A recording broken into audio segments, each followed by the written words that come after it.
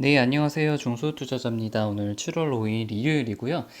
이번 영상은 이제 다음 주에 좀 어떤 전략으로 주식을 좀 증시를 대처를 할지, 그리고 제가 좀 가지고 있는 종목들을 조금 쭉 리뷰를 하면서 좀 제가 이제 삼성전자랑 카카오를 좀 가지고 있는데 이 종목들이 다음 주에 좀 어떻게 될지랑, 그리고 셀트리온이 최근에 주가의 흐름이 조금 부진한데 이거에 대해서도 간단하게 이제 말씀을 드리겠습니다.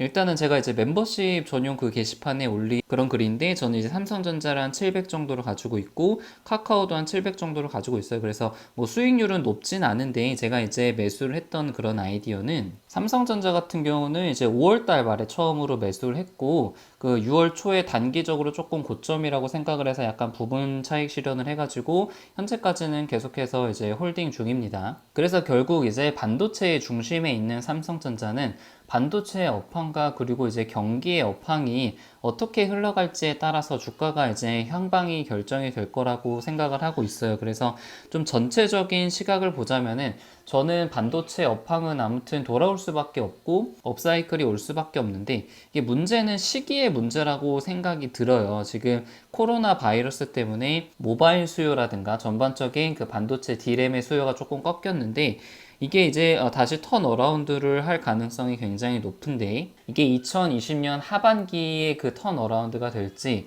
2021년 상반기에 턴어라운드가 될지는 사실 아무도 모르고 어떤 추측만 있을 따름이죠. 그래서 만약에 3분기, 4분기에 만약에 턴어라운드가 된다면은 이게 주가는 계속해서 조금 우상향할 가능성이 조금 있고, 이게 시기가 조금 딜레이가 된다면은 다시 한번 좀 하락을 했다가 오를 가능성이 있다고 그렇게 생각을 하고 있습니다.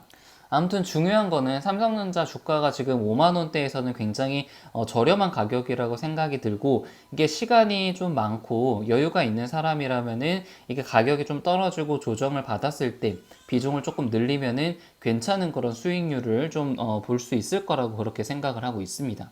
그래서 혹시 뭐 멤버십 회원분 중에서 이제 안 보신 분들이 있으면은 한번 확인해 보시면 좋을 것 같고, 제 포트를. 다음으로 카카오도 좀 최근에 매수를 했어요. 제가 뭐 10만 원대에서 매수를 했으면 정말 좋았겠지만, 사실 뭐 솔직히 말씀을 드리면 카카오가 이렇게 많이 오를 줄 몰랐고, 매출이 뭐 카카오뱅크라든가 카카오 지금 비즈라든가 이런 데서 매출이 이렇게 많이 발생할 줄을 저도 예상을 하지는 못했죠. 근데 좀 최근에 좀 매수를 했고, 근데 매수를 했던 아이디어는 이게 그 저번에도 좀 말씀을 드렸지만, 한번 좀 주도주가 크게 상승을 한 뒤에 실적이 받침이 되고, 그리고 성장성의 스토리가 깨지지 않는 한은 좀 추가적으로 상승할 가능성이 좀 높다고 판단을 해서 매수를 했고, 지금 한 3% 정도 수익 구간에 있습니다.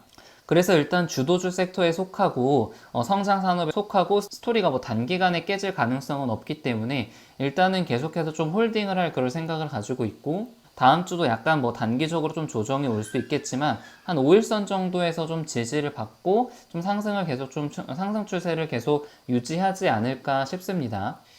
그래서 이 카카오톡은 지금 모든 그런 분야에서 뭐 카카오뱅크부터 시작을 해가지고 뭐 카카오페이지, 그리고 카카오 재팬, 뭐 이런 그 자회사들의 실적이 굉장히 잘 나오고 있고 성장성이 굉장히 높게 그 유지가 되고 있습니다. 그리고 뭐 카카오뱅크 같은 경우는 올해 이제 IPO도 준비를 하고 있고, 뭐 카카오 게임즈도 마찬가지죠. 그래서 자회사들에서 지금 매출이 계속해서 늘어나고 있고 실적 영업이익이 증가를 하고 있는 그런 추세이기 때문에 이 상승 추세는 좀 당분간 좀 유지가 될 것으로 생각이 되고, 최근 레포트에서는 목표 주가가 28만 원에서 뭐 37만 원까지 상향하는 그런 레포트도 좀 나오기도 했어요.